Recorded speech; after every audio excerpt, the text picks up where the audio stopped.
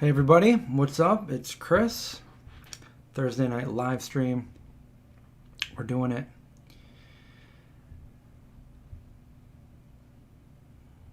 I'm hesitant to say how's everyone doing because nobody's on yet. And I'll have to say it again. So, Trini's the first one on. Hi Trini, how's it going? Hi Linda.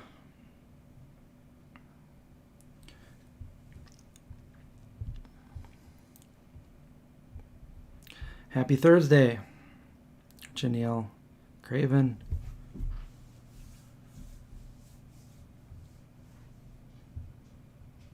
It's a throwback Thursday, right?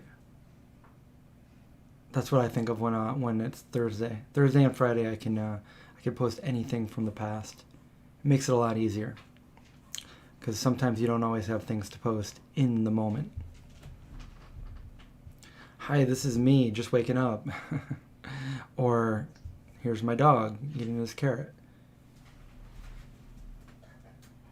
So, says we have 4 people on. I think we have more than 4 people. But how's everyone doing tonight? It's Thursday night. We're going to do a quick live stream.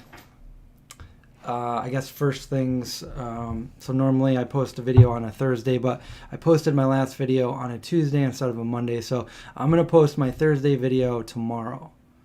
So be on the lookout for that. Yeah, I just didn't feel like doing them too close together. So, and you know, I want to kind of change it up a little bit too, because it's always been Mondays and Thursdays, at least for almost the past year. So I want to see what it's going to be like if I do Tuesday, Friday. Maybe that'll be better. Maybe more people will see it. You see 16. I see 13 right now. I don't think it's ever quite accurate. Katharina, hi from Germany. No, I didn't go to Strong Hearts yesterday. So yeah, Strong Hearts, the only vegan cafe here in Syracuse, closed down their original location yesterday, but they're not closing. They're just closing down that location. They're moving to a bigger, better location. Actually, I spoke with Joel, the owner, today. So he wants me to come do a video of their new place. It should be open the first week of July. So yeah, they should open it within the next 2 weeks. They'll open their new location. They still have the one on the hill. So if you're craving Strong Hearts, you can always still go to Strong Hearts on the Hill, up by Syracuse University.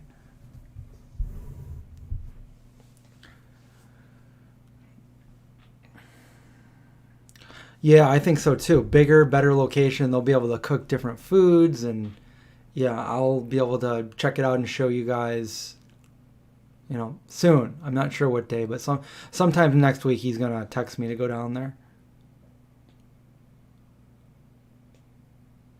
You lost, Gary says, we lost a vegan cafe in Chattanooga, Tennessee due to COVID-19. Yeah, that's unfortunate that COVID is like really destroying small businesses. There's no way to stay open. I mean, some of these small businesses that, you know, had just started and they're out of business. There's nothing to be done about it. I'm trying right now. Okay, so I'm trying to figure something out with my. I mean, this is, you know, finances, you know, personal finances and stuff. But I feel like I can share this information. So I own a house and I pay my mortgage every month since for the past 10 years, and you know, COVID is hurting certain people. You know, some people aren't affected, but a lot of people are affected. Their income is affected. So what these banks are doing is they're trying to be, you know, sympathetic, and they're trying to do the right thing, right? So what they're trying to do is, thank you Laura Mosley for the super chat. Hi from Houston, where we are out of control. Well, hi Houston, hi Laura in Houston. I appreciate that. And they want to do the right thing. for people that need to pay their mortgage. So they're saying, okay, we're going to put you on a forbearance and you don't have to pay your mortgage for 3 months. So, I had that conversation with them. I'm like, okay, well, what happens on the fourth month?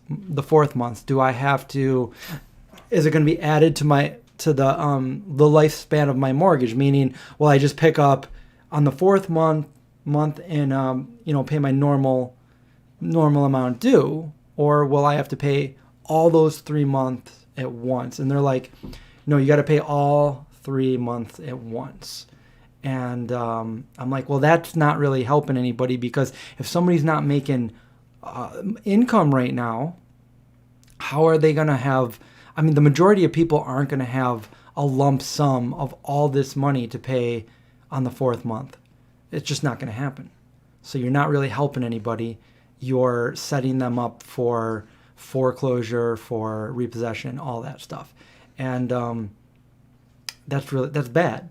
So I know a lot of companies are doing this to make themselves look good in the public. Hey, we're giving everybody a break, but they're not really giving anybody a break. They're going to collect all of the money in full at the end. And I don't know about you guys, but I don't know anybody that just has a lump sum of like 3 months rent or 3 months mortgage, all in, just one paycheck, when already you're not making the money. So that's just a crock of, what doesn't help.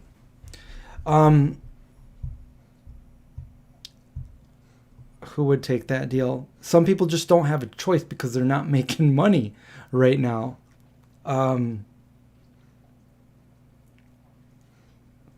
Jeff Bezos gained billions.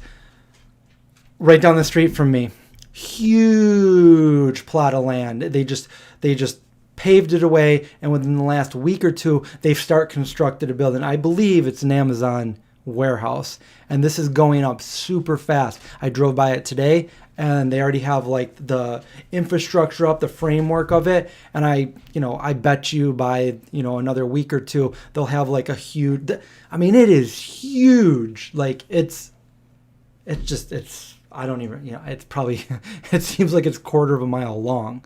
And they're building this project right now about maybe a mile and a half from where I live. Speaking of Jeff Bezos, the richest man in the world. Do I do any photography? Yeah, I have a nice camera that I mainly do video with, but when I need to take photos, I use my camera or my phone. My phone does a lot of like in the moment impromptu pictures, but yeah, I like photography.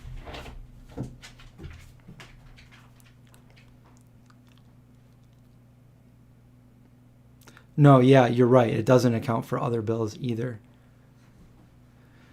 Oh man. Hi, Stacy. Crispy says, I work at the Amazon warehouse. It's been super busy and the workers need a raise. So I have a good friend that works at one too, or at least they used to. I'll just keep them anonymous. But the thing that they told me is, I don't know, I can't remember the exact details, but let's just say that they got like a 15-minute break or something, and they worked so far away from the break room, and there's a line to follow for safety reasons. So you got to follow the yellow line or something. And by the time they would walk from where they were working to the break room, they'd literally only have about 5 minutes of their 15 minutes left, and then they'd have to walk right back. So those were some of the complaints that I've heard from them. Also that people need a raise.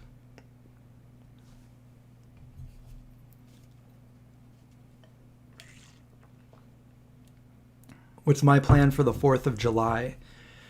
That's coming up soon, isn't it? I don't have any plans for the 4th of July. I don't know. Maybe I'll stay here. Maybe I'll go for a hike. Maybe I'll walk my dogs. Maybe I'll go to my parents. I don't know. It depends what... See, I'm not a very big planner. I'm a very spontaneous, in-the-moment person. So my plans consist of maybe what I'm doing tomorrow, if that. What I'm going to do in a week or two, I have no clue because it could change. But you did remind me of something that I wanted to tell you guys the other night, and then I forgot last time I did. Anyway, I live in a neighborhood, and I oftentimes either go for like a jog around the neighborhood or take my dogs for a walk. But I usually do this late at night. And I was late at night walking my dogs the other night, and I was down at the other end of the neighborhood. I've seen all kinds of things around the neighborhood. I've seen rabbits, squirrels, foxes, skunks. Indy got sprayed by a skunk years ago, so I'm very careful about that. Luckily, I haven't seen any skunks lately, but every once in a while, there'll be a bunch of skunks. And only one time in the 10 years I've lived here, I saw a raccoon. But the other night, I'm walking the dogs, and they are, oh, thank you. Thank you for the second super chat. My 33rd wedding anniversary is the 4th. Well, special happy anniversary to you, Laura. A July 4th wedding anniversary. Nice. So there I am walking the pups, and it's dark out, and we're heading back towards the house from the far end of the neighborhood. And I look up, and I see this huge thing run in front of us. Run super fast in front of us. It's fluffy and it's got a lot of hair, and it doesn't have a head that sticks up. Like it seemed as big as a deer, but it wasn't a deer. There was no head that stuck up. It was down and just ran right across the road so fast. My dogs didn't see it because they had their noses in the sense of the grass around where I was walking. And I look up, and then right after that, a little bit up, which this is irrelevant, but a rabbit ran in front of us too. But anyway, what was that thing? Chupacabra? No. It wasn't a chupacabra. I'll tell you what it was and why I started walking extra fast. It was also garbage night, so everybody had their garbages out, and out of the blue, this huge... I mean, Indy is about 100, 110, 115 pounds. I'm always trying to get him to lose a little bit more and stuff like that, so I keep taking... He's a senior dog. He's like 10 years old. And well, he's almost 10. He's like 9.5. And so I'm always trying to get him exercise and stuff like that. But anyway, can anybody guess what I saw that ran in front of us super fast? Running from John Venus. Yes. It wasn't, I don't think it was a baby bear. It was a bear. I saw a bear. Definitely not a baby bear. Probably a mid to full-size bear. It was big. Definitely bigger than Indy. A lot bigger than Indy. Amanda Esposito, thank you for the super chat, $4.99. I'm just happy I made it live. Nice to see you, Chris. Nice to see you, and thank you for the super chat. So anyway, I would think that normally bears are not around this area, but I do remember about a month or two ago on there's a website for my neighborhood, and they were saying that everybody was spotting a bear in the area, and I was like, you got to be kidding me, a bear? Really? They all spotted a bear, and it was sure enough, it was garbage night, and that thing just hauled like silently across the road. Yeah, it was big. I did see something really big a few years ago when I was driving, and it was huge, and I freaked out. It was real late at night, so there's no cars on the road, so I just put my car in reverse, and I turned my spotlights over to where it was gone, so I drove around the other side of that, the houses to see if it went into it crossed through the yards into the other road. I couldn't find it again, but that was huge. I was wondering, I'm like, what was that? It was probably a bear, and I just never knew that. And I've seen one bear in the vicinity of where I live one other time, and I got it on video. It's a very bad video, but this is about 2010, about 10 years ago, and I was living at my brother's house out in my hometown where I grew up. And I got up in the morning, and I'm sitting in my office. This is the very beginning of the Vegan Zombie, so I'm doing my actual work for my job, and also trying to do some work for Vegan Zombie related admin stuff. I just look outside my window, in a neighborhood, and there's a black bear right there running. I'm like freaking out, I actually called the police to just let them know that there was because I have never seen a bear where I grew up. It was like it's funny too because the town that I grew up in is called Chittenango, New York, and it's nicknamed Bear Country. And my high school, we were the Chittenango Bears, but that was all just like a name. Like nobody had ever seen a bear in Chittenango. It just didn't happen.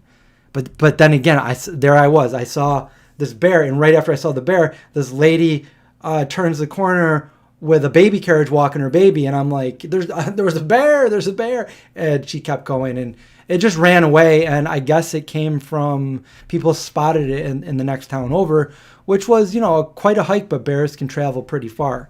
So it's also funny too, because when I was growing up, bear country, when I was in middle school, this kid moved into my neighborhood. We became friends, but he was from New York City. And he said that he was so afraid when he moved here that a bear was going to attack him because it was bear country. I'm like, no, there's no bears around here. Yeah, so bear. Yeah, I got to look out for bears now and skunks.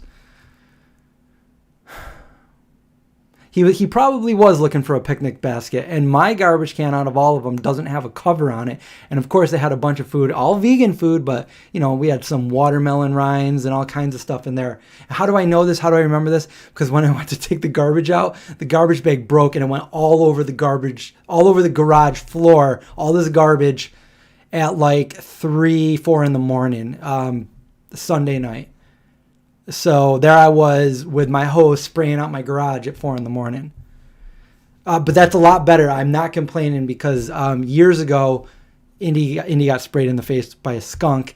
And there I was spraying the garage out.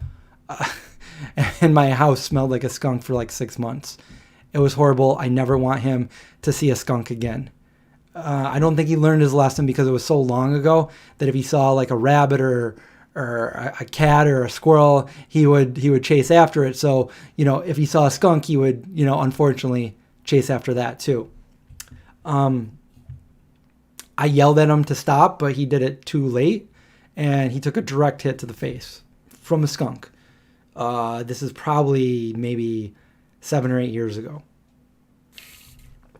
And it wasn't pandemic time, so I was able, fortunately, this is like 3 or 4 in the morning, I was able to go to Wegmans and buy all the things I needed to buy to try to get the smell out of my dog. It was bad.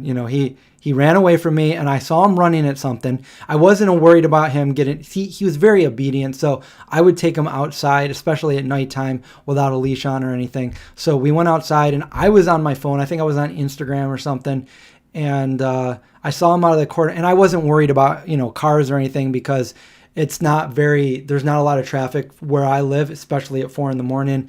If there was, I would hear it come in and see the lights. So we were good as far as that goes. And I saw him start running. So I looked up and I saw something by the road. And at first glance, I'm just thinking there's a lot of bunnies. There's a lot of rabbits around here. So it's not the end of the world. I'll just yell for him to come back and he will listen to me and I'll come back. I look up and I'm about to say, no, get back here. I look up and I see this is a skunk. And I'm like, oh, no. I yelled as loud as I could at like 4 in the morning. I'm like, stop, get back here. And he stopped right at the last minute and it hit him right in the face. And he turns right around and now he's coming right at me with a direct hit of skunk, like going, blah, blah, like with his tongue. And I'm like, get away from me.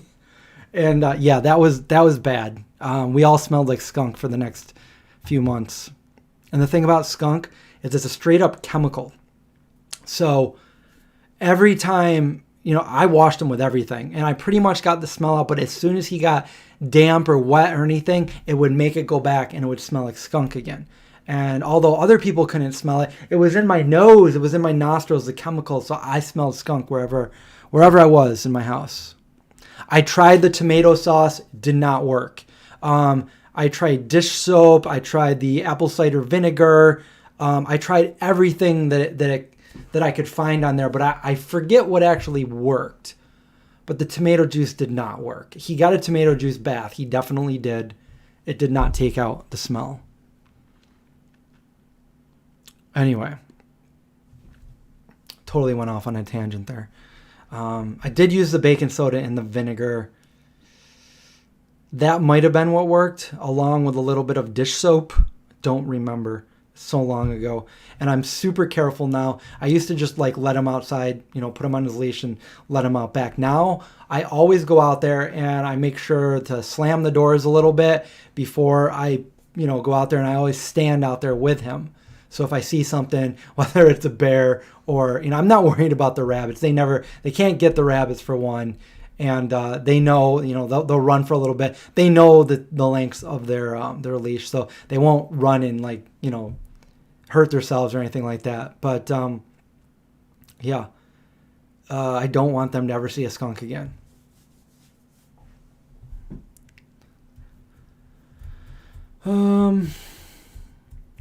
So yeah, I'm going to be uploading the video tomorrow instead of today. So if you guys were waiting for that, sorry. What else was I saying? The bear. I forget. Here at this location where I live, I've never seen a snake here at this house. No. Where my parents live, I have some snake stories. I can tell you my worst snake story. I know I've already told this before, so some of you guys probably already heard this. But anyway, when I was little, I was fearless. I would, pick snakes up, and I loved animals. Garter snakes mainly. Again, I lived out in a small little town in the middle of nowhere. Well, about 35 minutes from where I live now. About 30, 40 minutes from Syracuse. And so I would always catch snakes. I wasn't afraid of them. My friends were all like, my mom was deathly afraid of snakes. She still is. She couldn't even look at one on TV. I think she's okay with looking one now on TV. But yeah, I would always catch snakes. And this one, and I would like, we're talking about like, 8, 9, 10, 11 years old. And I would put them in a pail. I would always let them go, but I put them in a pail and, show everybody, hey, I got a snake. And I remember one that I named, I don't know where I came up with the name, but I called him Newsy. I don't know why. And then I caught this different looking snake once. It was a little bigger. It was a different color. And it was more aggressive. And I put it, and it was a summer day, like it's been lately. And I remember I'm in the front yard. My dad's mowing the lawn. I'm with a couple friends. And I have this snake in this like white bucket. The bucket was about that tall. And it's like, it's trying, the garter snakes could never get out of those. But this snake was like, he was getting his head out of there and ready to get up. So every time he would try to get up, I would just kind of like knock him back in. Like, no, don't get out. And then when I went to do that, it went to bite me. But I pulled my hand back, so it didn't like the two little pricks, the two little needle marks. It was like kind of like a razor cut, like a straight line cut on I believe it was my middle finger right here, like a big straight cut. I was bleeding, and then the next thing that happened was my arm started feeling like it was falling asleep. The sensation you feel like when your arms or feet go to sleep. And I was like, oh no. And I'm looking at the snake again. I'm like, oh my God, maybe that wasn't a garter snake. I know there's water moccasins around here and I caught them in the water. I think I just got snake venom. I think I'm, dying here, Zachary Jordan, thank you. 315. Does that have anything to do with Syracuse, New York? Have you seen the film Bold Native? It's free on YouTube. I have not seen that, but I'll check it out if you recommend it. 315 is the area code here for Syracuse. So anyway, thank you. Thank you for the super chat. So there I was, my arm was falling asleep and I decided, okay, this might be bad. Let me go talk to my dad who's right next to me mowing the lawn. I'm like, Dad. And he's like, why? And I'm like, Dad, turn off the lawnmower. So he turns off the lawnmower. I'm like, I just got bit by that snake over there. And my arm's falling asleep. And he looks at my hand. And he looks over at the snake and, oh, yeah, you better be careful. And then he went back to mowing the lawn. I'm like, all right, I guess it's, he's my dad. I guess it's not that big of a deal. What I think happened was, I think it was water moccasin, and I didn't take a direct hit. Like I pulled my hand back really fast, And I think I got a little bit of venom in my blood, and I think that's what happened. Because why else would my arm go numb like that? I don't know if those are the signs of it, but that's what happened. Dads are the best. Yeah.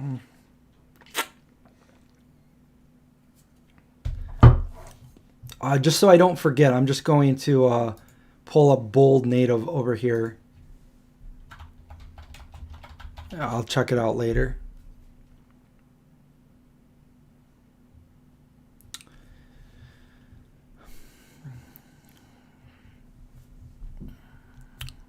Skunk ruined entire house full of new furniture. It was so bad. Yeah, that's what I felt like happened to my house too. Everything smelled like skunk. So I wasn't about to go anywhere for a little while.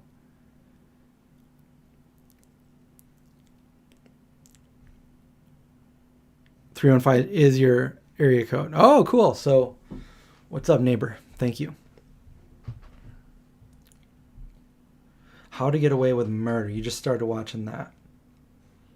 I believe I know the show you're talking about, and I have not seen it.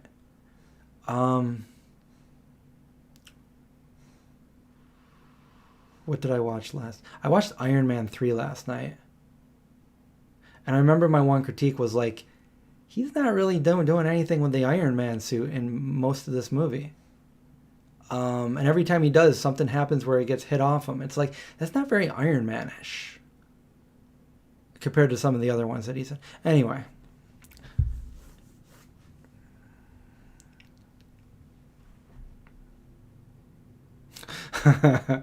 Any updates with the vegan zombie movie, or did you take the money and run? It's funny because I was just talking about this, and I think at the very last live stream I did, and people were kind of like surprised at the fact that I said people were saying, like, people were asking me if I scammed them and ran away with the money. People couldn't believe that. I'm like, no, like at least once a week somebody will say that. Yes, I will be putting up an update on the Kickstarter. I have been giving updates on the live streams. I know not everybody watches the live streams. I definitely did not take the money and run. All the money is still there. In fact, I just emailed the accountant about an hour ago. Obviously, the movie can't be made right now because of the pandemic, so we are on another hold. The initial hold, I have all the reasons. Basically, there's nothing new to speak of since the last update. We have to wait for this pandemic to run out. I was en route to meet up with my producer helping me work on this out in California. And this was supposed to be my trip out to California in March 4th, which was canceled due to the very beginning of the COVID pandemic. So that didn't happen. And as we all know, that we're still in isolation. The movie is definitely happening. I would never scam anybody. So all the money is still there, untouched. And I guess the good thing there is a little bit more time for us to plan things out, and also time to, I guess, let the money collect interest. Even though it's not that much, it's a little bit of interest, and every little bit will help. So there you go. That's as much as I can give you right now. I just don't know when this pandemic's going to be over, but I think it's safe to say that we're going to have to wait another year for that movie to be made. But I want to do it right, and it's really out of my control right now. If I want to make this movie, I don't want to just make complete garbage and try to take the money right now and do what I can with it. I want to actually have a good plan in action and be able to do the right thing.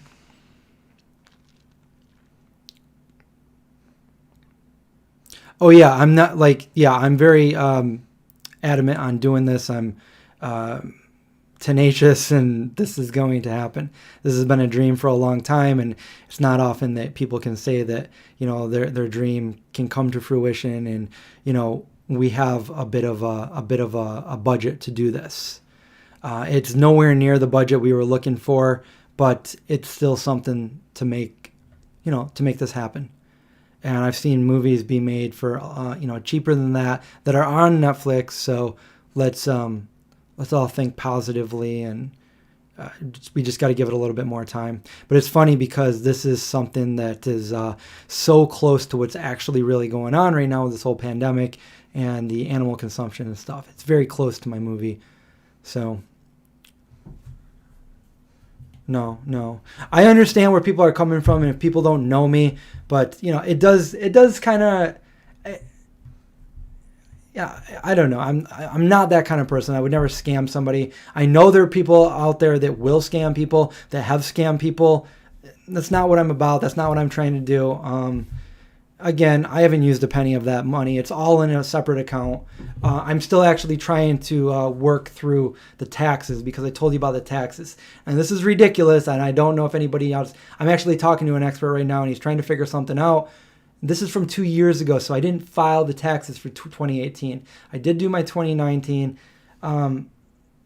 but the quotes that I've been told are they could take anywhere between $22,000 to $25,000 of that money for taxes.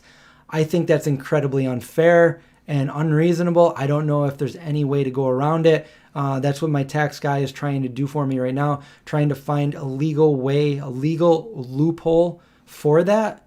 I did not know this was a thing. I thought all the money, since it's going to a good cause, and this isn't something that I'm going to be making money on, that and as a crowdfunder for a project, that it wouldn't be taxable to that point. But that's a huge amount. That's a huge amount.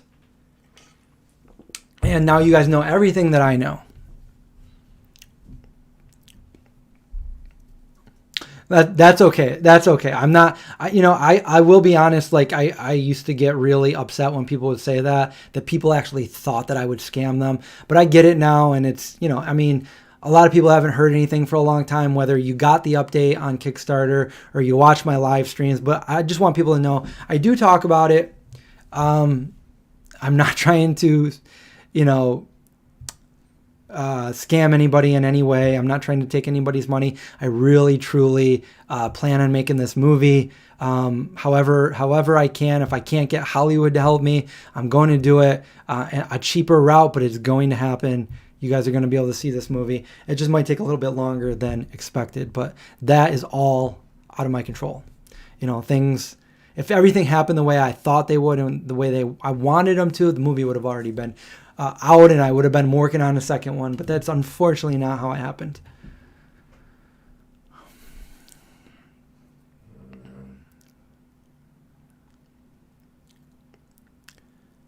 What's out?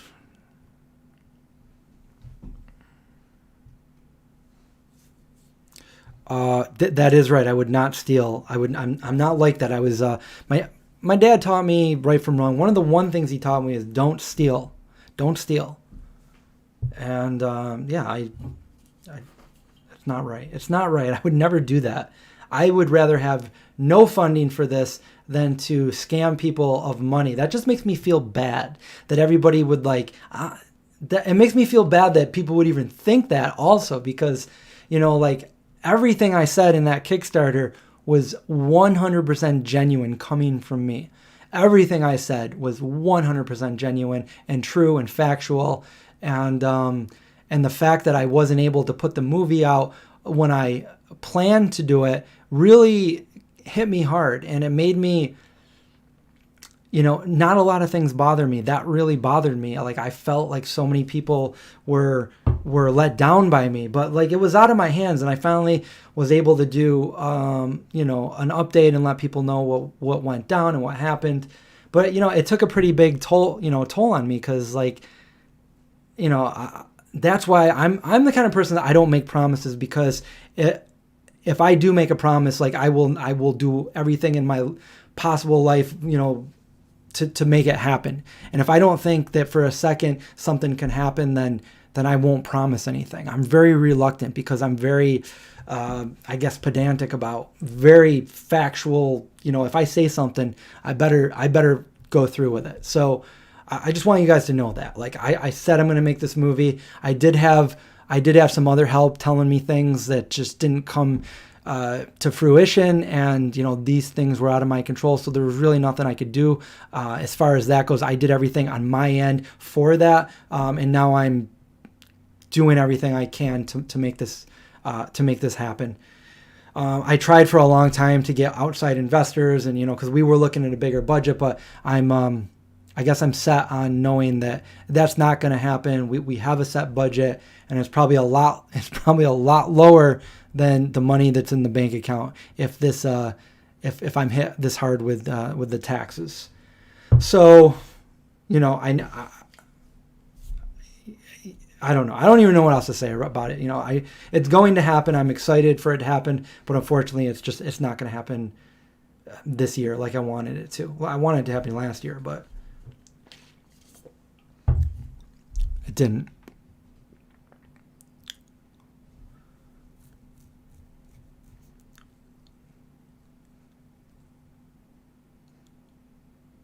You had vegetable sushi rolls for lunch today. Drake's Pub started as a meat option.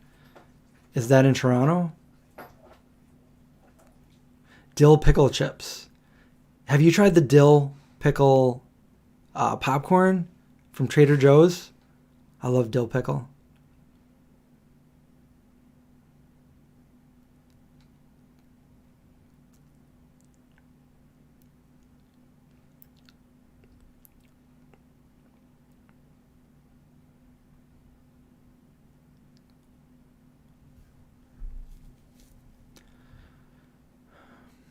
Been watching my videos since 2015. Well, thank you. Thank you, Jennifer.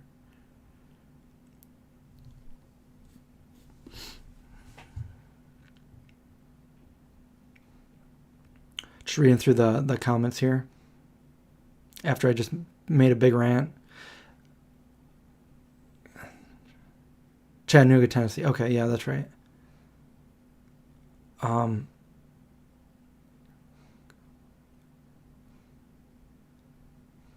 Who's the most famous vegan I've ever met?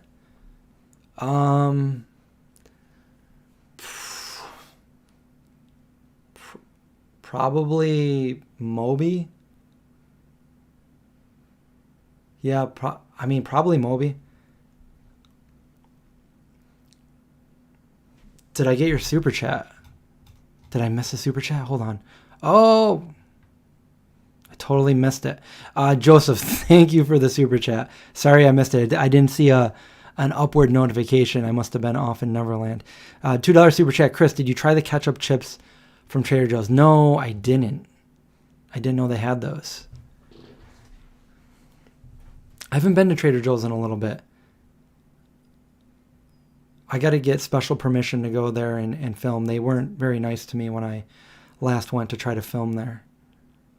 And there's only one Trader Joe's in my area, so that's pretty much, if I want to go to Trader Joe's, they watch me like a hawk when I go in there.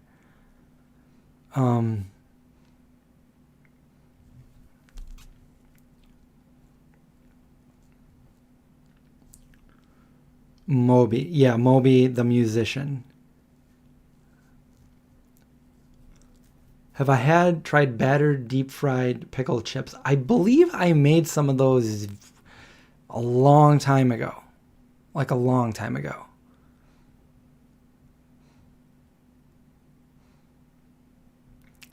Maybe I'll do a video for that. So anyways, I have this really good batter, and I made a blooming onion, and I made the fair food, like the deep fried Oreos. This is all for, I don't eat these things, but I made these for, just to make them for the show, for the cooking channel. So maybe I'll try some pickle chips. One is coming to, a Trader Joe's is coming to Ithaca.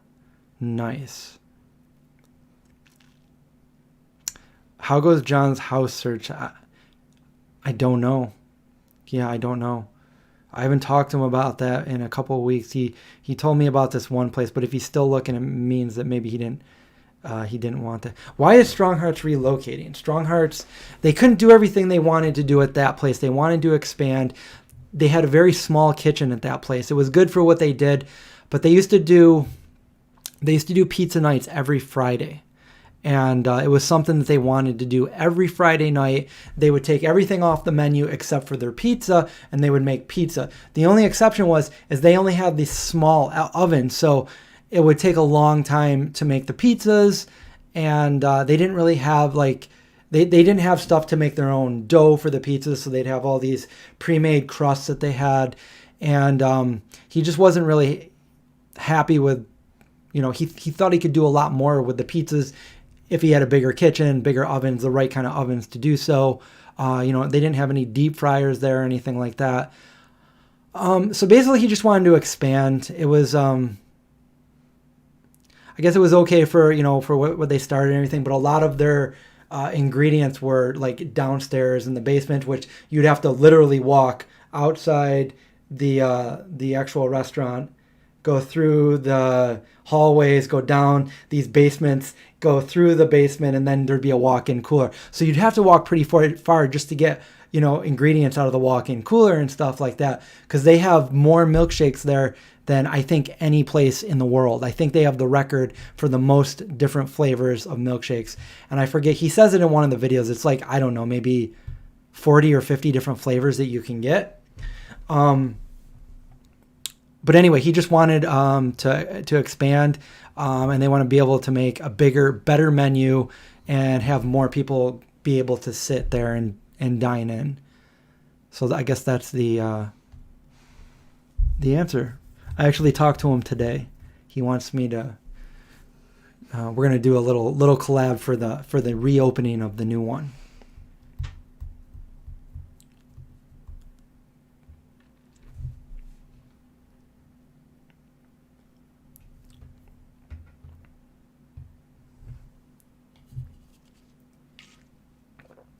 Do I feel sad when I see children eating meat?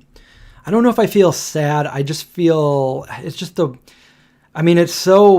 so normalized. I've seen it all of my life. It's just something that's normal, but I see it for what it is. And it's just like one of those things where it's like, it's like, if only they knew. But that's why I do what I do. I want people to know. A Strong Hearts on Long Island. I don't know the status of it, but he did say at one point he wanted to franchise out, but I don't know if that if he doesn't want to do that anymore, or if it just never, because it's not franchised. But yeah, that'd be cool if it could they could have a franchise of Strong Hearts everywhere.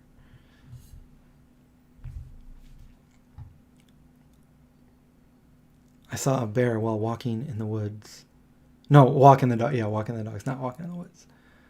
Yeah, I did see a bear. Oh, and as I was walking, there was a guy walking. I see this guy often. He walks really late, early mornings. So it was kind of weird because I remember the exact time that I saw the bear. It was 2:44 a.m. So I think I said 3 or 4 in the morning. So I was wrong. It was 2:44 in the morning because when I saw that guy, I looked at the clock because normally when I see that guy, it's more like almost dawn. It's like 5 or 6 in the morning. And he walked past me and he's like, "Good morning." And I was like, "Oh, good morning. Just a heads up. I just saw a bear back there." And he goes, "Okay." I don't think he believed me. I think he thought I was messing with him, but I wasn't.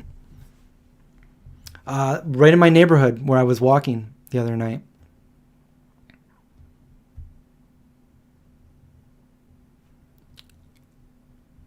Are there any vegan options at Dinosaur Barbecue? Yes, there are. There are some vegan options. It's been a very long time since I've been there. Way back in the day, I'm talking about when I first went vegan, we're talking 25 years ago. One of my friends who is still vegan today, his mom's worked there forever. And she knows everything that's vegan. So we would go out skateboarding, and then we would go there where, his mom was, and she would grab us some stuff that was vegan. And at the time, I think it was the black beans, the rice, the potato wedges. I think they have a few other things now that are vegan. You're going to want to go talk to them. She still works there and she's vegan herself. So, she's a waitress there. Yeah, I can't tell you exactly what is vegan there for sure right now, just because I haven't been there in a very long time. But I do know that they have. I just feel weird about eating at a place where like a cross contamination place like that is so easy. But yeah, if you're not worried about stuff like that, yeah, there are things that are vegan there. You're just gonna have to go ask them. I know at one point, I think it was a year or two, that they partnered up with, I forget who it was. They partnered up with somebody else, and they had a separate, smoker, because they're known for, like, Dinosaur Barbecue is a big meat place, and they, grill in and smoke in their meat. Well, they actually had a smoker that was all, cleaned, and I think it was like a new separate one for vegan, and they would make vegan briskets from tofu and stuff. So they would smoke these tofu briskets with seasoning and everything. I never had one, but they only did it for a short time. I commend places that start doing that, like a non-vegan place that starts to make more vegan things, so what did you miss? You did miss a lot in this one. So if you want to catch up on everything, I would rewatch it afterwards.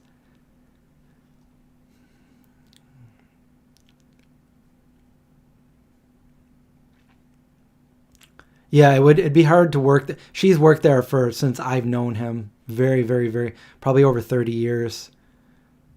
And she's always talking about wanting to open up her own vegan restaurant. I'm like, you got to do it. You just got to do it. Do it. We would love it.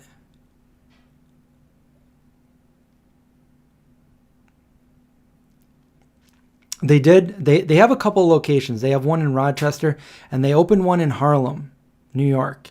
And it didn't last too long.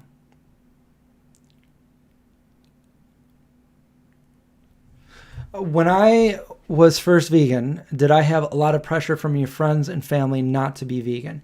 Yeah, I think it was always there. It never bothered me. I've always been the kind of person that, even in high school, with other things, before I was vegan, I've always been the kind of person that I never gave in to peer pressure. I accepted that I was, weird to some people for a lot of different things, and I didn't care. And that just kind of just transferred over to when I went vegetarian. And, when I did it, it opened up a whole new world to me. Like, I was learning martial arts, I was learning ninjutsu, and that meant it was kind of something that was, it was a pact between me and my friends that were doing it. I had two friends that did it with me, and that was my journey. A lot of people saying journey now in a negative way, but this was my journey to learning about first vegetarianism. And that opened a whole new world to me, and it meant something to me. And so some people today see veganism as like a non-manly thing, or like just a negative thing. I don't know why, but I always saw it as something very positive and very, it was like, at first it was like a fun challenge when I went vegetarian, because I was 14 years old. I was young. I didn't know anything about this. I didn't know anybody else that was doing this. It's other than my two friends that also did this with me. And so, yeah, we got a little bit of made fun of in high school, as I was only a freshman in high school when I first went vegetarian. And then as time went on, it didn't bother me. My parents did often say, like, you should just eat what the rest of us eat. You're going to make yourself sick, that kind of thing. And then I made the decision to go vegan. I was technically an adult. I was 18. I went vegan, and that was, that was coming on 26 years ago. I can't say 25 years anymore. It's been almost 26. So time flies. Yeah. At that point, I didn't really care if anybody gave me pressure. It didn't matter to me. Things that I would do, like, often I went out and there wasn't anything for me to eat that other people were eating. Most restaurants, didn't really have, none of the restaurants have what they have today. There were no vegan restaurants, at least around here, that I knew of. Not that I knew of. There wasn't any vegan restaurants around here. So, going out to eat with friends, consisted of getting French fries, salads, a bagel. So, I did that, and people would poke fun and give me crap all the time. I didn't care, and not once. If there was ever something, an event that I went to where there was nothing that I could eat, it didn't bother me to just be like, I'm not gonna die if I don't eat right now. I'll eat later. I'll eat when I get home. I'll eat if I have to. I'll eat tomorrow. It didn't bother me. It's better to wait than to, eat something that was, coming from an animal. So I don't know. Once you have that mentality, it doesn't really matter what other people say. Like I just, the way I always looked at it was like, it doesn't matter what you guys are saying to me now. Maybe eventually you'll understand and do it. But right now, like, I'm doing the right thing. I'm light years ahead of you as far as I'm concerned. So yeah. Who'd have thunk? It was a long time ago. I don't usually have people saying that kind of stuff to me now because most people already know me and they know that I'm vegan. I don't know. It's just the thing. It's mainstream now. It took a long time to be able to say that. Yeah, and I've made weird things too. Like I've got French fries in a bagel and I'm like, can you grab me salad too? And I'll like put French fries and lettuce and tomato and onions on my bagel sandwich with the French fries. And that would be my meal, and that was like, late nights going out to a diner or something with friends. Yeah. Why do I hate mushrooms? I don't know. I don't like the fact that they're fungus. I don't know, that just I look too much into things. I don't like the texture. I don't like it. I gave it an honest try. I told you guys when I was on the vegan cruise with John and everybody, and we did our Alaskan cruise, they had this food stand that was, I don't know if you've ever been on a cruise, but they have food bars and they have like breakfast, lunch, and dinner at certain times. So when they're not doing that, there's other places you can go just about any time of the day to just, grab food. And there was this one bar that everybody liked that had these really nice looking portobello burgers and French fries. And the French fries were really, really good. And everybody said the burgers were good. And so they're all like, yeah, you got to try this. So I'm like, all right. Because it doesn't look like a mushroom, I'm going to try it. So I took a bite into it. I started chewing. It was the texture, it was the taste, it was everything. I spit it out, and that was the last time I tried. Well, when I went to San Diego, this is the only person that got me to try a mushroom that I actually ate was my friend Roy. He's the owner of Donna Jean. It's a really, really good vegan restaurant in San Diego, California. He made these Nashville hot shrooms. So I believe he used, I think they were oyster mushrooms, but I have a whole video on it if you want to see it. And he made these mushrooms not even look like mushrooms at all. So the fact that I couldn't even tell that they were mushrooms and they look like, Kentucky Fried Chicken, like this, like nicely breaded, chicken, I gave it a try. I was very reluctant, but I did it. I'm like, wow, it tastes good. Doesn't taste like a mushroom to me.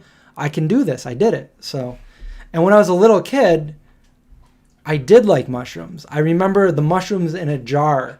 And I also remember fondue. I should do a fondue video. Because we used to do fondue. It's an 80s thing. I think late 70s, early 80s. And my parents used to do fondue with me when I was a little kid. And I remember like, I want to do it. And we had like, we would, I know there's cheese fondue and chocolate fondue. We didn't do those. We did the oil with the breaded mushrooms, tater tots, and then they did some like meat and stuff. But I remember the mushrooms and the tater tots. I used to call them tiny taters.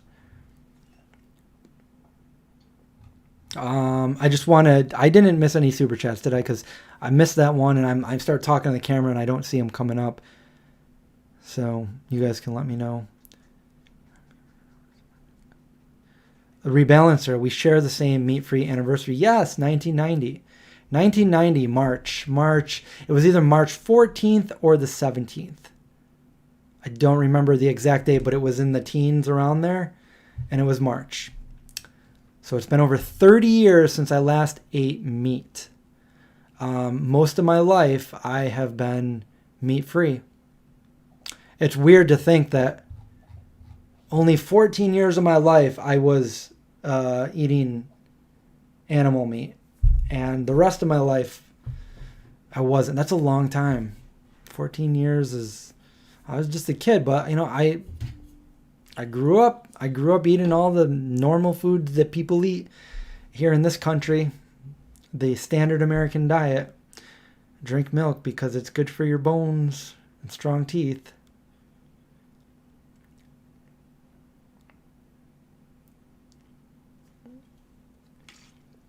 Fondue is 70s, thanks. Well, we carried it into the 80s. We did it it was probably 1980 when we first moved in our house too. When we moved in our house at late 1979. So it was early 80s that we were doing it.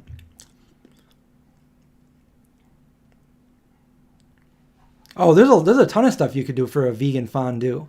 You could still eat the mushrooms. You could still eat the tiny taters. You could do vegan meats like seitan and stuff like that. You can make your own. Different companies have really good seitan. You could do some of the maybe the Beyond Meat. You could do some of the chicken, the crispy chicken and stuff. They even have popcorn chicken. That would be good. The popcorn chicken. You could make your own tofu. There's a ton of stuff you could do.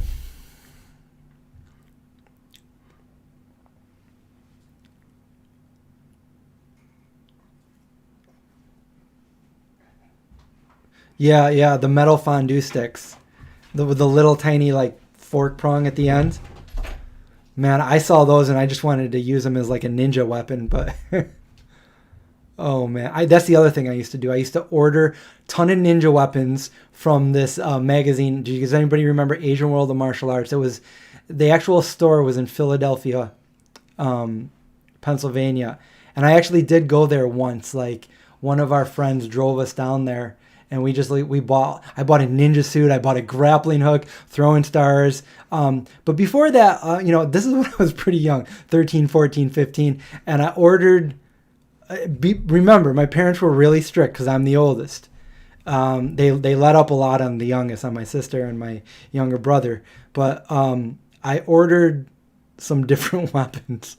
I ordered these throwing spikes, and they had like a case that would fit in your wrist, very concealed, and these three really long, thin throwing spikes that were really sharp would go in there. And I remember getting these, and my mom saw the order come in, and she goes, "Oh, no, bud." And she grabbed them from me. I'm like, "No, give them back to me." She goes, "You are not having these." I'm like, no, please. Those, I wanted those so bad. I wanted to be able to throw them into like a target and stuff and get really good practicing. And she's like, "No, you can't have these."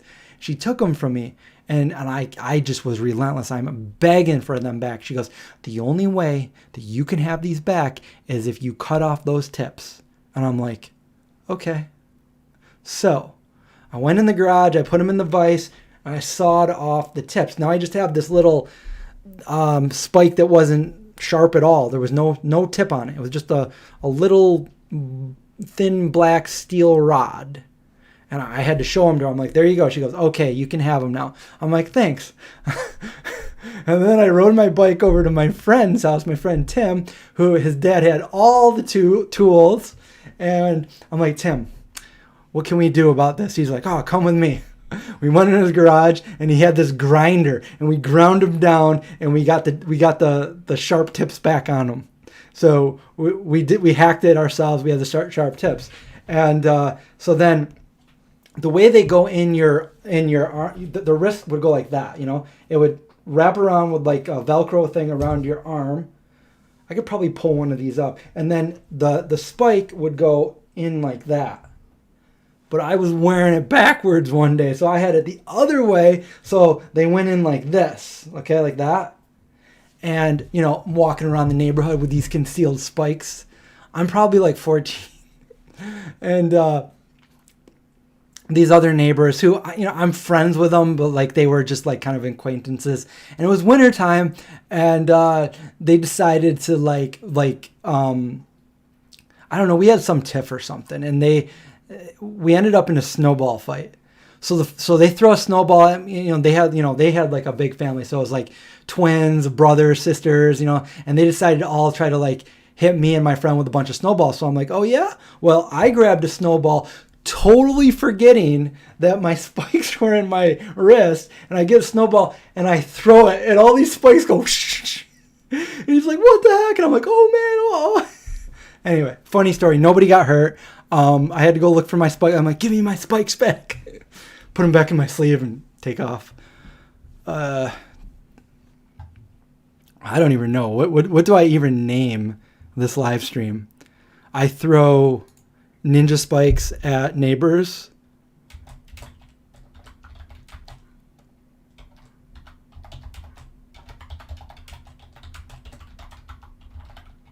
How about Kickstarter movie update / I throw steel spikes at neighbors? Huh? Movie update live stream, and I threw because I don't continuously throw things at neighbors, but you know, 30 years ago I did. I saw a bear. Okay. Wow. Movie. Actually, last time I did the bear thing, nobody watched it. It was when we went camping, me and Craig. And there was a bear outside our tent. And the video didn't do very well. I thought with the bear, you know, it would get a lot of views, but it didn't. Oh, wow. This live stream really went by fast. Bears, Spikes, and Battlestar Galactica. I like that one. Who is my favorite skateboarder, and have you watched any recent skateboard videos? Oh man, I don't know. I've had so many. I've liked so many skaters. There's so many skaters I really really like. Mike Vallely, you know, he's also vegan. And he sent me his barnyard board, so like I really like Mike. Rodney Mullen, Daewon Song, and yes, as far as skateboard videos, I watch a lot of I don't know if official videos, but I watch a lot of skateboard videos on Instagram and YouTube. So almost daily, I'll see some kind of skateboard thing. So. Fondue Ninja Warrior. That's a good one too. Maybe I'll put that. I gotta put all these in the. Oh, I can't do that until afterwards. In the actual tags. March 13th, 1990. The last day I ate meat. I still remember the last meat I ate. And I also know the last dairy I ate. So, okay, do you guys want to hear this story? I know I've already told it, but in case it's been a while. Yeah, Braille Skateboard, and I watched them. Who else?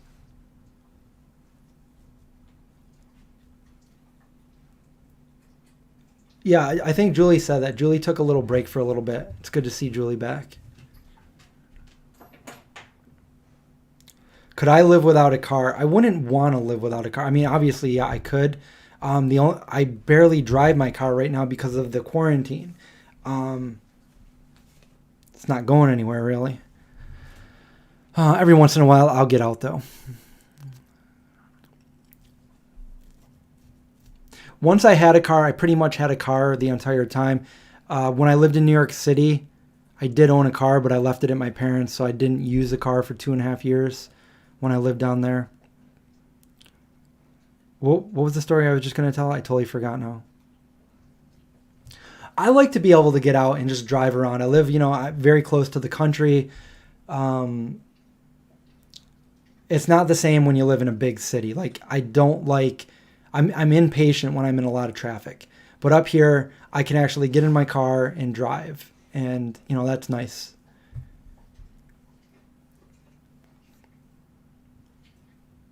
I totally forgot the story I was just going to tell you. Oh, yeah. Dairy meat-free story. Do you guys want to hear that? Okay. I was 14. It was 1990. It was March 13th, 1990. Around there, because it's within a few days of that. So it's around there. And, you guys know I'm like a big, fantasy nerd. So I was really into, and I haven't done it in a while, but I still love my nostalgia and memories of Dungeons and Dragons. I love Dungeons and Dragons. I used to play that as a kid. This is before all of the video games were out. This is 1990, of course. And so actually playing, the dice and the miniatures and the pencil and paper and Dungeon Master's Guide. And there was this bookstore out here in Syracuse called Twilight Bookstore. I don't know if it still exists or not. I don't think it does. And we used to go there, and it was a treat to go there. We would go there, and I would, if I had any allowance or any money saved, I would buy something like either dice, a book, or a miniature, Dungeons and Dragons miniature. And that day when we were done at Twilight, there's a Kentucky Fried Chicken around there, and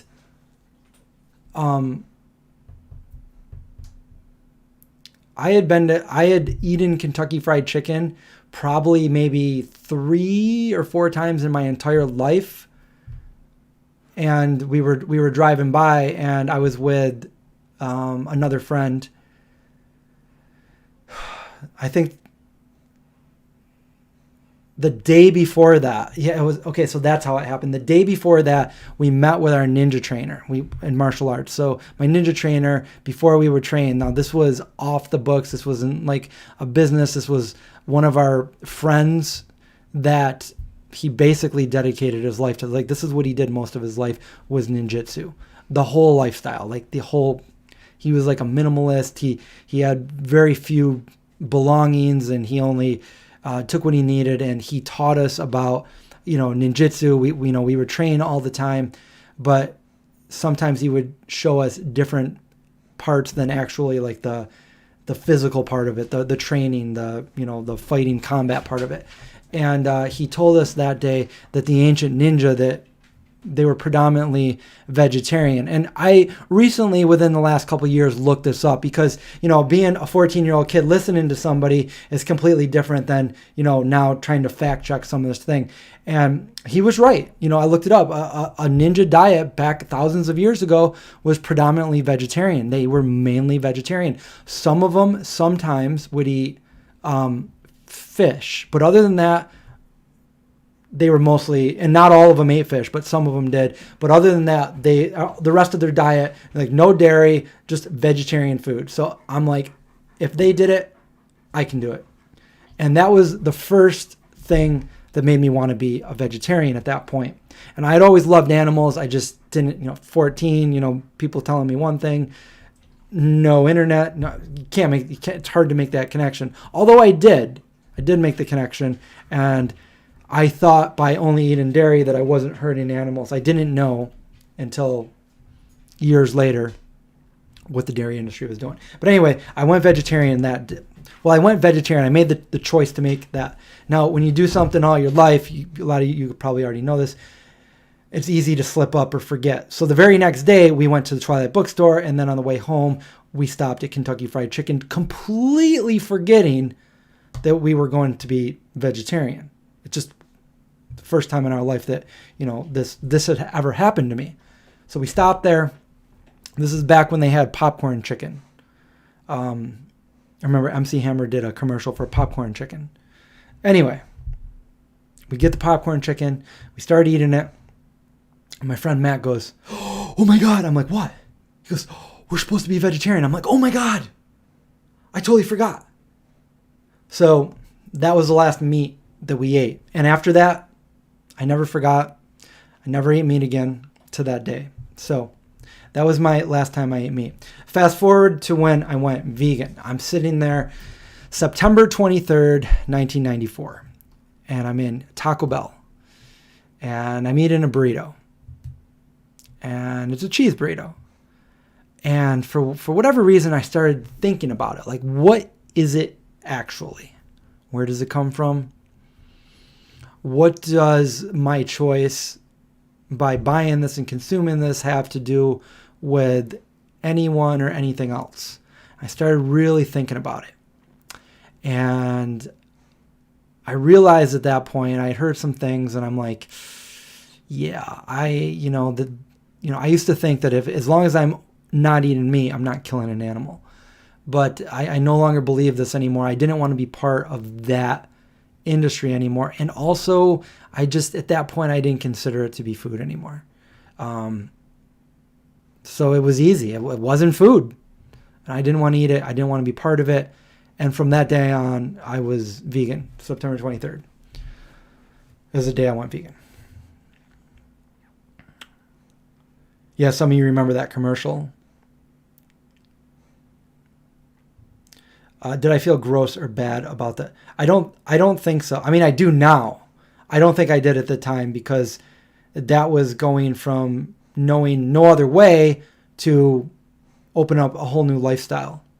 And again, like I said, when I went vegetarian, I didn't think of it as anything bad or negative or people were going to make fun of me. I didn't think any of that. I thought, wow, like this is what the ninjas did and I want to be like them. And I want to experience this, and it's opened up a whole new world to me. I'm 14 years old. I don't even have a job yet. I'm being supported by my parents. So now I have to figure out what I can eat. I have to figure out what products are not vegetarian at that point, and what I could buy, what I could eat, all of that kind of thing. Like I said, I've always been an animal lover, and I used to ask questions. I used to ask those hard questions when I was way younger than that. And I would just get these answers that like, oh, well, that's what we're supposed to do. Like I didn't know any better, but I was asking those questions. Like my mom told me once when I was real little that she was eating steak with her parents, my grandparents. And, she liked it. And then my grandfather says, he said something to her like, you're eating venison. And she's like, what's venison? He's like, it's deer.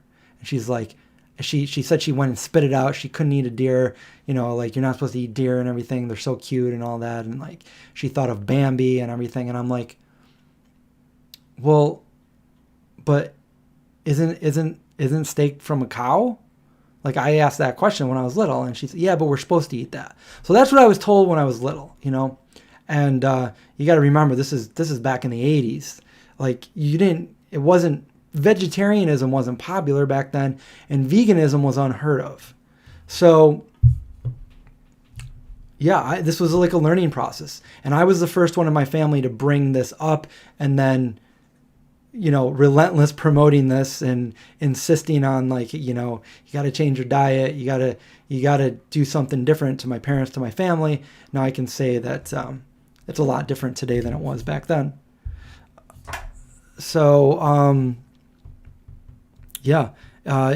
I just thought of it as like at the beginning at that age, 14, it was like opening up a whole new life for me. And it was I made it fun. I didn't want to make it negative. I didn't want to make it like a negative challenge. I made it a fun challenge. This is a fun new challenge that I got to learn to cook. And that's basically when I learned to cook because my mom, my dad didn't really say anything. Like he was working and my mom was mainly home, and she was the one that was like, you're going to make yourself sick unless you eat what the rest of the family eats, and you're going to go hungry if you don't eat what we eat because I'm not making you anything different. So stubborn me decided, well, then I'm going to learn how to cook and I'm going to make my own food because, you're not going to force that food in my mouth. And that's exactly what I did.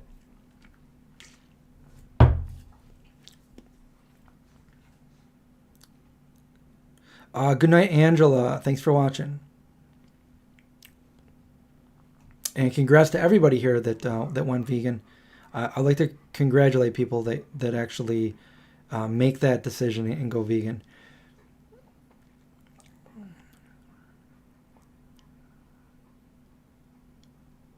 And the thing is, it's been over 30 years since I last ate meat, but I can still remember it. I can still remember it exactly.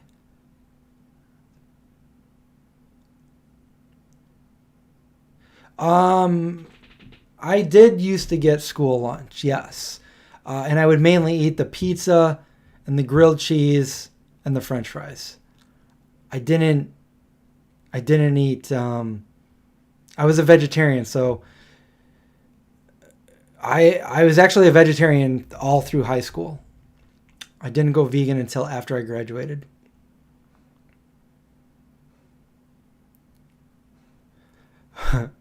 Who is my favorite Ninja Turtle? I think probably Michelangelo. You need to ask that question of my little niece. She loves the Ninja Turtles.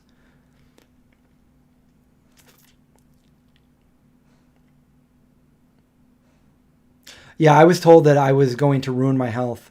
Obviously, I was told also, Fruit Bat, that I needed my protein, but also that there's a lot of things that, you know what? Here's another rant I have. So today, I normally, probably a lot of people do this, but when you wake up in the morning, when I wake up in the morning, I kind of go through my emails and stuff, and I go through my phone before I get out of bed, usually. And I saw this article about veganism and about how veganism may affect your health. And I thought it was like a pro-vegan article. So I started reading it and I realized it was an anti-vegan article. It was in Fortune magazine, and they were just spewing all this nonsense about how vegans can't get all the same nutrients that meat eaters can eat, and they have to supplement it, and they got to be very careful. And yes, it's possible to be healthy as a vegan, but you got to do a ton of research and you got to be really careful. And I'm like, this study is ridiculous. It's everything in there. And then they said that this doctor quoted like a certain thing, like I forgot exactly what it was, but it was a ridiculous quote. And then when I went down to the bottom, it said this article has been revised and updated. The person that they stated was a doctor was actually only a philosophy student that claimed these things.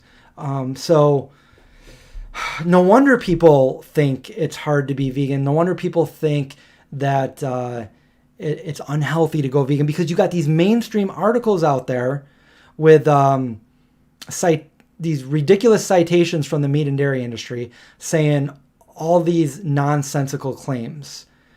And they said because of these certain nutrients, you can't be a vegan, and it's so hard to actually get these nutrients. And so I wanted to find out the nutrient they were talking about. And it turns out they were talking about B12. And it's funny because B12 doesn't come from animals, and we used to think it doesn't come from plants, but we recently found that it actually does come from plants. There's duckweed that has B12 in it.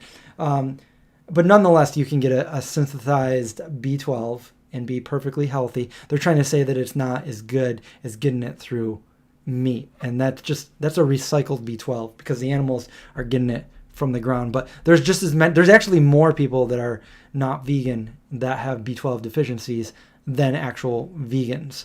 And I'm a perfect example of I've never had a B12 deficiency, and although I do take supplements now, for the majority of the time that I was vegan, for 23 years out of my almost 26 years, I had never taken any supplements. And when I went to get my blood tested, B12 was not one of the deficiencies that I had a problem with. It was right there in the middle, right there where it should be. There's a low and there's a high, and mine was right in the middle. And that just goes to show that, these claims that people are making are ridiculous. And I don't know why people are still making people fear going vegan.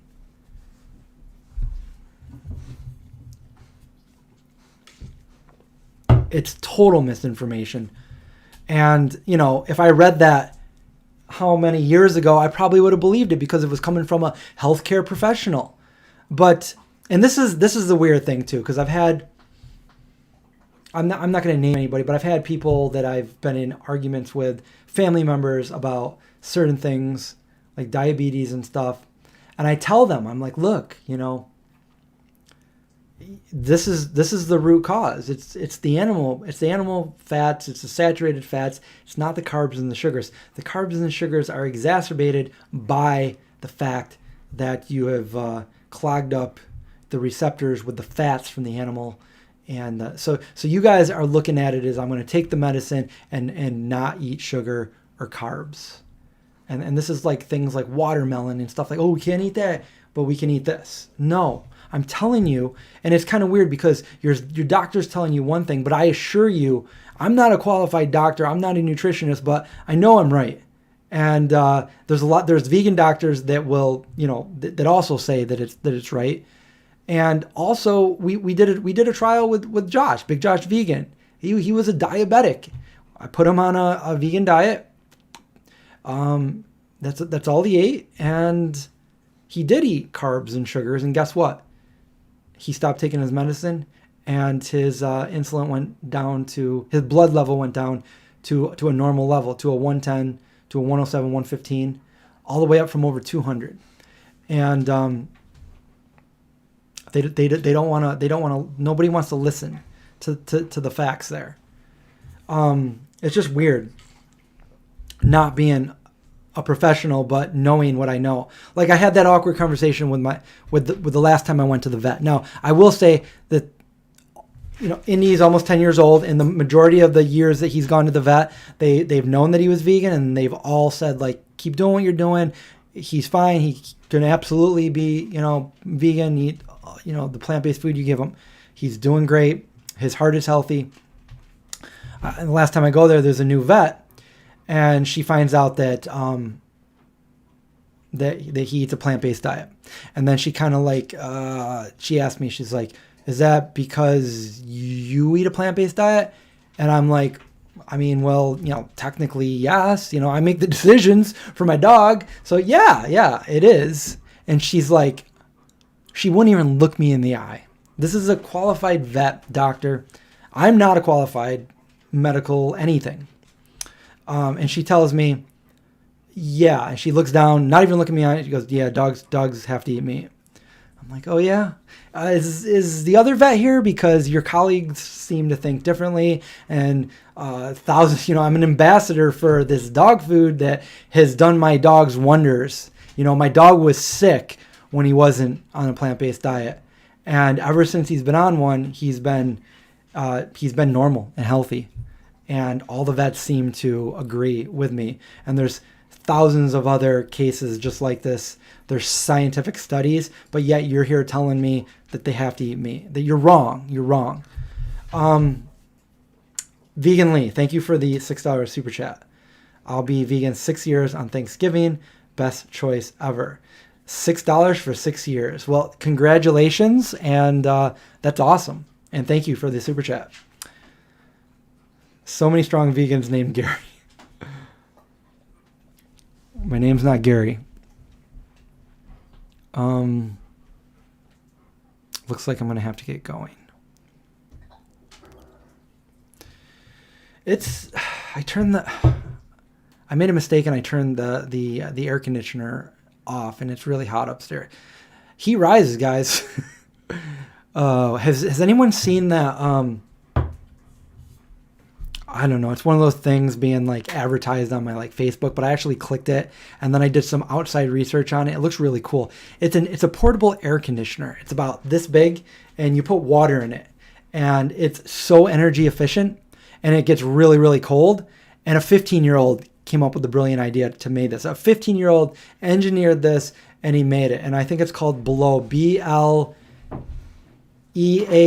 Below, and it's like a revolutionary, and you can charge it up with USB port and then have it go. So you're not using up like huge amounts of electricity with central air or like a plug-in air conditioner.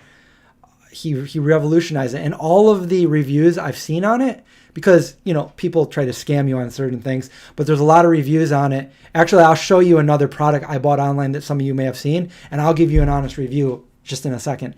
But with this air conditioner, everybody's saying like good things about it, like the pros and cons. Like the only con was like, oh, you're going to have to change the air filter, which you would have to do at a regular air conditioner anyway. Other than that, it seems, and it's completely quiet, even on high setting. So I'm thinking about getting one of these because I think they're like 30 or $40. And then you got an air conditioner, and they said it's like ice cold, and it will make a room really, really cool in about 90 seconds. So I've been abducted. It's not even me, is it? So here's the other thing that I want to show you that I actually bought because I thought it would be really good. Has anybody seen one of these? It's called Lit, and this is like a solar powered, and it's a light. And I often use this as a background light for when I'm lighting one of my scenes. It's pretty bright, and it goes on 3 different settings.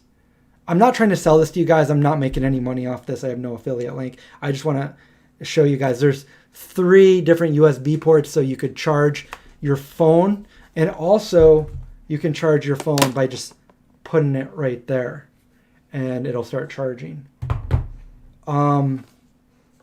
So it is pretty cool, and I like it for the price that I paid for it. I forgot how much it was, maybe like $39 or something. And this is solar power. You're supposed to just leave it in the sun and it'll charge. That's not exactly true. So that's the part that they get you with, but it's not it. I just was like, okay, then that doesn't work. But for everything else it comes with, it's pretty decent. It holds a charge pretty long, and it'll charge a couple phones. You can bring it with you, anywhere really. But I looked into the solar powered charge thing, and literally you'd have to let it charge for like a year to fill it up, to really fill it up. And I've left it out in like the bright sunlight. It doesn't really charge that way. So honest review. Get the affiliate link. Yeah, that's what I was thinking, Janelle. Like taking it camping with you or something. Like I guess if you were out in the middle of nowhere and you left it long enough, the sun would charge it, I guess, enough to power a phone on. But I don't think it would last too much longer after that. If you don't feel like otherwise you plug it in with like a USB cable, and I'll just have it plugged in. And when I need it for mainly for lighting. I think I had it on the other night when I did a live stream behind me, so I had like backlight coming on to make the edge. I'm not talking about U2, Bono and the Edge. I was just, Syracuse doesn't have sun. You're right. No, it's been pretty hot and sunny here lately. I will say that. You're seeing a black screen right now? Well, my camera didn't die yet. Bear movie and power bank. and how we went vegan, how I went vegan, or when I went vegan.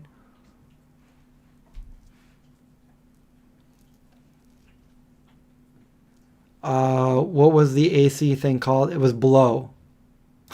I think it's spelled like this.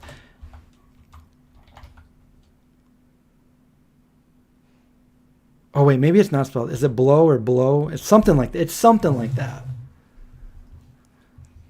Yeah, I should try to get an affiliate link. I really want to.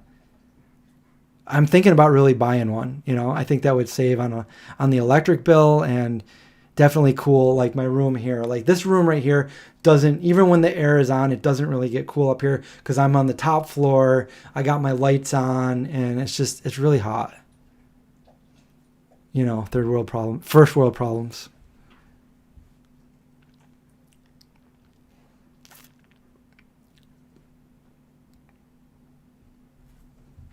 What's my favorite milkshake? I don't usually get the milkshakes are really rich, a lot of ice cream in there, and so I don't get milkshakes usually. But when I first started, I would get the Earth Crisis. The Earth Crisis, of course, is my favorite. It's chocolate and peanut butter. Me and John would both get the same thing every time we went there. And we made a joke, you know, we're like, hey, we want the vegan zombie special. Because the vegan zombie special was a Earth Crisis milkshake and a Reuben. And we would both get that all the time. Dad joke detected. My Twitch room is too hot. We need a encased in ice spell. You don't feel so weird now. Do you really have a black screen? Try refreshing the stream. Anyway, I hope you guys liked the stream tonight.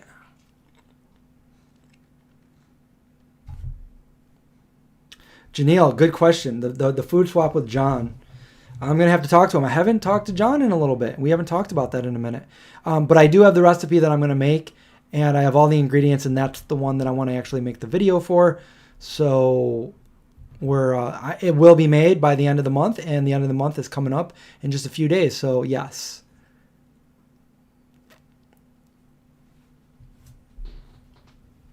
It's early morning right now, Anon. Yeah, what time is it here? This is so weird. For the last 3 nights, I looked at the clock at the time when it was 11:42 p.m. where I am. 23:42. I have been to Veggie Galaxy a few times.